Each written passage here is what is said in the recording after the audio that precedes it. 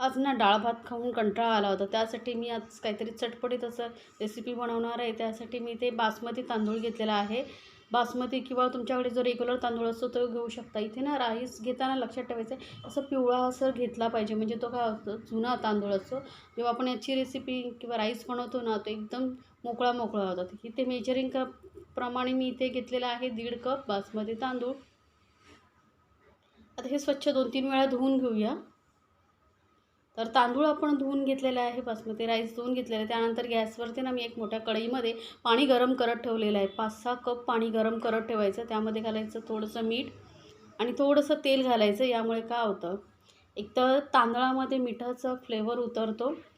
आपण जेव्हा खाऊ तेव्हा फिका फिका लागणार नाही आणि तेलामुळे राईस मोकळा मोकळा होतो, चिकटत नाही. त्यामुळे थोडंसं तेल घालायचं आणि हा आता व्यवस्थित मिक्स करून घ्यायचं. कारण पाणी गरम होतं, पण आपण जेव्हा तांदूळ घातला यामध्ये तेव्हा ते थंड घातल्यामुळे पाण्याचं तापमान कमी होतं. त्यामुळे गॅस फास्ट करायचा आणि याला चांगलं असं उकळी येऊ द्यायची. उकळी आल्यानंतर तुम्ही मीडियमवरती केला तरी चालेल. तर इथे बघू शकता पाण्याला उकळी आलेली आहे.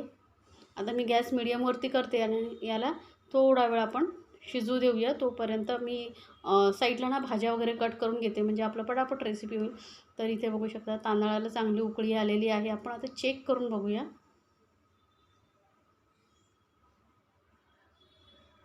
तर थोडंसं तांदूळ मी घेते आणि चेक करून बघते.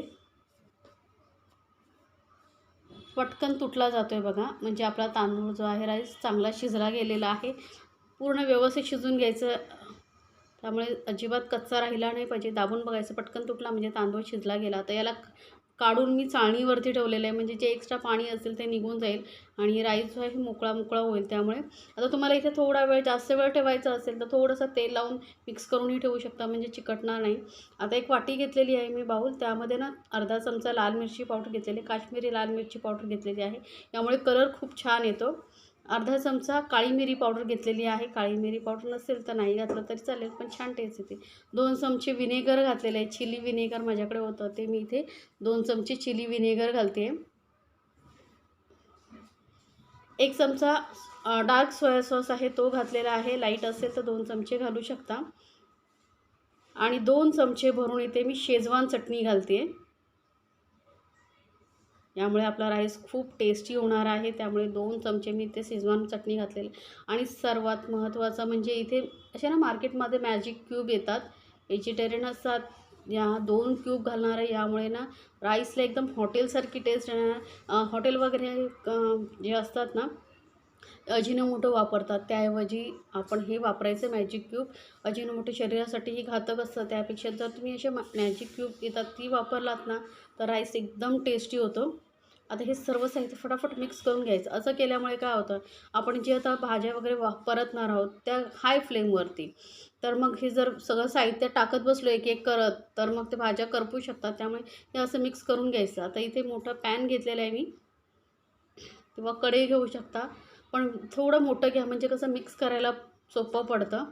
तेल घातलेलं आहे थोडं, 2 मोठे चमचे, आणि त्यामध्ये 10 ते 12 लसणाच्या पाकळ्या बारीक चिरून घातलेल्या आहेत. आता इथं तुम्हाला आवडत असेल तर आलंही थोडंसं घालू शकता, पण मी फक्त लसूण घातलेलं आहे. पण मला लसणाचा स्ट्रॉंग फ्लेवर खूप आवडतो, त्यामुळे मी लसूण घातलेलं आहे. लसूण थोडा वेळ तेलामध्ये चांगला परतून घेतल्यानंतर एक हिरवी मिरची मी बारीक चिरून घेतलेली आहे. आता तुम्ही तिखट किती हवं आहे त्यानुसार हिरवी मिरचीचं प्रमाण कमी जास्त करू शकता. आता जर लहान मुलांना देणार असाल तर मग हिरवी मिरची न वापरता आपण जो लाल मिरची पावडर वापरली ती तुम्ही जास्त प्रमाणात घेऊ शकता. तर हिरवी मिरची थोडंसं बघा तेलामध्ये चांगली अशी परतून घेतल्यानंतर गॅस इथे हायवरतीच ठेवायचा, लक्षात ठेवा. आणि हाय फ्लेमवरतीच आपल्याला शिजवायच्या आहेत, एकदम जास्त शिजवायचे नाहीत भाज्या. एक मोठ्या आकाराचा कांदा बारीक चिरून घेतलेला आहे. आता इथे ना तुमच्याकडे ज्या भाज्या असतील त्या तुम्ही घालू शकता. स्पेशली अशा एक नाही की हीच भाजी घातली पाहिजे. तुमच्याकडे जे असेल कांदा, कोबी, गाजर तुम्हाला जे आवडतात आणि घरामध्ये उपलब्ध असेल त्यापासून तुम्ही ही रेसिपी बनवू शकता. आता कांदा थोडा वेळ बघा परतल्यानंतर ना माझ्याकडे थोडीशी सिमला मिरची होती, ती मी कट करून घालते. पातीचा कांदा असेल तोही तुम्ही घालू शकता. स्प्रिंग ओनियन तर तोही तुम्हाला आवडत असेल तर वरून तुम्ही अजून स्प्रिंग ओनियनच्या हिरव्या पाती कापूनही घालू शकता. थोडा वेळ परतून घेतलेले आहेत. आता गाजरही तुम्हाला आवडत असेल तर कांद्याबरोबर गाजर घालू शकता आणि सिमला मिरची थोड्या वेळाने घालायची, कारण सिमला मिरची पटकन शिजते. गाजर जो आहे थोडासा कडक असतो ना, तर थोडा वेळ लागतो. आता इथे मी कोबी घेतलेला आहे, थोडासा लांबटच कापून घेतलेला आहे, तोही याबरोबर परतून घ्यायचा. कोबीमुळे खरंच छान टेस्ट येते. जसं मी सांगितलं ना, तुमच्याकडे ज्या भाज्या असतील ना त्या घालून तुम्ही हा राईस बनवू शकता. तर कांद्याबरोबर सिमला मिरची, कोबी ही चांगली आपण तेलावरती परतून घेतल्यानंतर घालूया यामध्ये मीठ. तर आपण तांदूळ शिजवतानाही मीठ घातलं होतं, त्यामुळे आणि सॉसेसमध्येही मीठ असतं, त्यामुळे थोडंसं फक्त आपण भाज्यांपुरतंच आता मीठ घातलेलं आहे. भाज्यांना मीठ लागलं का रेसिपी चांगली होईल. तर बघू शकता गॅस एकदम हायवरती आणि हाय फ्लेमवरतीच आपण हे भाज्या थोडा वेळ परतून घ्यायचे, जास्तही शिजवायच्या नाही आहेत आपल्याला. आता आपण जे सॉसेस सगळे मिक्स करून ठेवले होते, चटणी सॉसेस वगैरे, ते सर्व घालून घेऊया. जास्त मसाले लागत नाही, फक्त सॉसेस जे तुमच्याकडे असतील ते घालू शकता, किंवा मग ते पिझ्झा वगैरे बरोबर छोटे छोटे पाउचेस येतात तेही घातलात तरी चालेल. चिली सॉस असेल तर चिली सॉसही घालू शकता, किंवा नुसती शेजवान चटणी असेल तीही फक्त घातलात तरी चालेल. किंवा मग मार्केटमध्ये बघा फ्राईड राईसचा मसाला येतो, तो तुम्ही फक्त वापरू शकता, सॉसेस नसेल वापरायचे तर.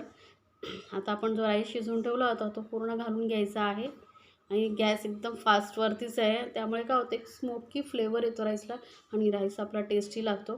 तर गॅस एकदम हायवरती ठेवून आता हा राईस आपण पटापट मिक्स करून घेऊया. हलक्या हाताने मिक्स करायचं, कारण मग राईस तुटू शकतो. तर सर्व राईस मी आता घालून घेतलेला आहे, आणि आता ह्याला आपण फटाफट मिक्स करूया हलक्या हाताने. अलगद खालून वर करायचं आहे, म्हणजे राईसही तुटला नाही पाहिजे आणि व्यवस्थित मिक्सही झाला पाहिजे. त्यामुळे जर कढई किंवा पॅन जे घेणार असाल ना ते मोठं घ्या, म्हणजे व्यवस्थित मिक्स करायला जमतं. छोटं असलं तर मग मिक्स करायला जमत नाही, आणि मग बहुतेक राईस वगैरे बाहेर पडतो. त्यापेक्षा थोडं मोठ्या साईजचं घ्या, आणि तुम्हाला असं वाटत असेल की हाय फ्लेमवरती मिक्स करायला नाही जमत आहे, काही प्रॉब्लेम नाही, गॅस लोवरती करा आणि मिक्स करा व्यवस्थित. पॅन तसंही गरम असतं, त्यामुळे राईसला फ्लेवर येईलच.